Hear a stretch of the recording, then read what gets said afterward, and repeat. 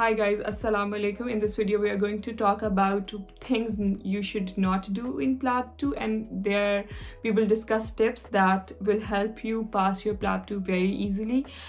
And in case you're new to my channel, my name is Saveya. I'm a doctor in NHS UK. I'm originally from Pakistan and I make videos about Plab1 and Plab2 which are already on my channel. I also make videos about OET if you feel like going through those as well.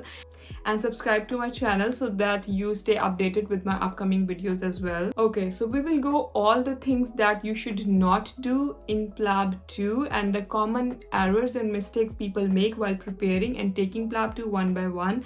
The first mistake, which is very important and people make this mistake so often, is that they memorize all the stuff. So when you go to academies or when your friend transfers you data and he gives you all the stations and material to study for Plab2, what people do is they go through that material, they sit at home and they start cramming it. You know what I mean? They go through every station. So sometimes they have, I don't know, maybe clues in the task part, and then they know what to do till end.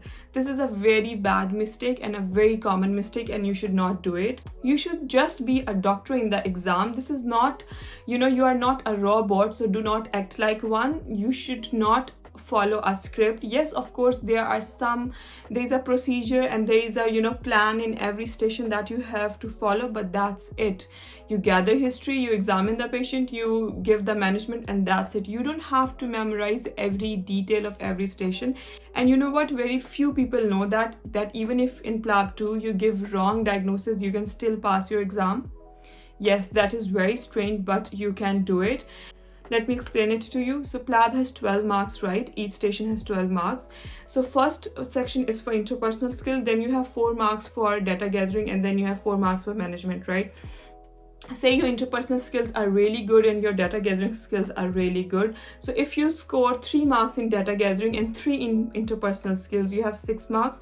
So even if you give wrong diagnosis in the management section, but maybe you did safety netting, and even if you get just 1 mark, so you still secured 6 to 7 marks, which is the average to pass a Plab station. You know what I mean? So please do not try to memorize everything. Do not cram it. Just be a doctor, be confident, and stay in a chill mood, in a relaxed mood, as you would talk to a real patient. Just talk to your patient in the Plab2 in that way. The second mistake that people make in their exam is that they are not confident, they are not calm. So what happens is, the Plab station, they give you 8 minutes to complete each station, right? And then you have 2 minutes in which you are standing outside reading your task, right?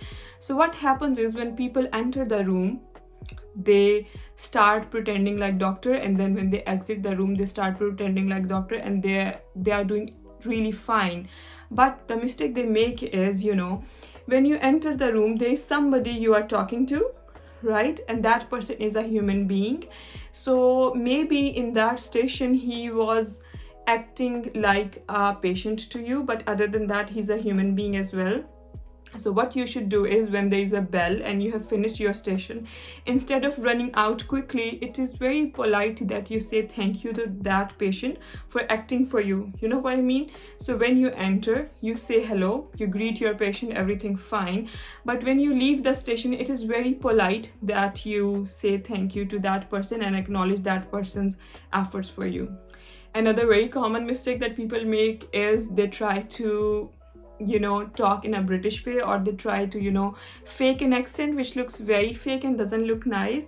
In Plab2 there are no marks for accent, there are no marks for your acting skill. You have marks for acting skill, but there are no marks for your accent. So make sure that you are talking in your accent in which you are comfortable, so that you focus more on data gathering, on delivering information, instead of putting all your energy on faking that accent. And other than that, there's one thing very important, that people use the very difficult sentences and very difficult vocabulary in Plab. I remember I had a student and he used so difficult words with me that even I didn't know how to answer that, or I didn't know what that meant. Let me give you an example. For example, when we are in Pakistan and when we are in public hospitals, when you go to a patient and you are taking history, You know, I'm sure a lot of you can relate to me that when we are taking history from patient, we sometimes take history in Punjabi instead of Urdu. Why? Because we want to make patient comfortable. Just like that, how do you expect the patients here in UK? Of course, their mother tongue is English, but it doesn't mean that they know very tough vocabulary, right? So just like that, with patient, you should be very casual, very chill, and very relaxed. You know what I mean? Like, you are trying to take history from the patient. You are not a robot, and you don't need to show the patient that your vocabulary is very good, or anything like that. Plab2 exam is all about acting. Like, I mean, not really acting, but yes, you are in the act of a doctor. So stay in that, but be a comfortable doctor and be a doctor who is approachable, who is listening to patient, right? Do not be robotic. Do not follow the script. For example, if a patient is saying something to you, make sure that instead of, I know you have questions going on in your mind that I want to ask this, now I want to ask this, but instead of doing that, try to listen to patient as well. Plab2 focuses on listening so much. Maybe you don't know it, or maybe people usually do not focus on it, but as much as your history taking is important, listening to your patient and getting that information in your mind is as important. There was one tip that somebody gave me and it helped me a lot, is that whenever you start your Plab2 exam, because you are under stress and you are tense, and I don't know, you have this stress going on in your mind about the exam. So whenever you do your first station or second station, you're always very tense. So usually your first and second stations that you do are not up to mark, and you go like, oh no, my exam is going in a very bad direction. I totally understand you. It happens with everybody. It happened to me as well. But do not let it disturb you, because what you do in your first and second station doesn't mean that you are going to do all the stations very badly. Give yourself some margin, be kind to yourself, and even if your first stations were not good, I'm sure you will do the rest of the stations very well. Just stay very well, just stay relaxed, and follow the pattern. I guess that was all. If I missed something or if I remembered something later, I will put that in the description box as well.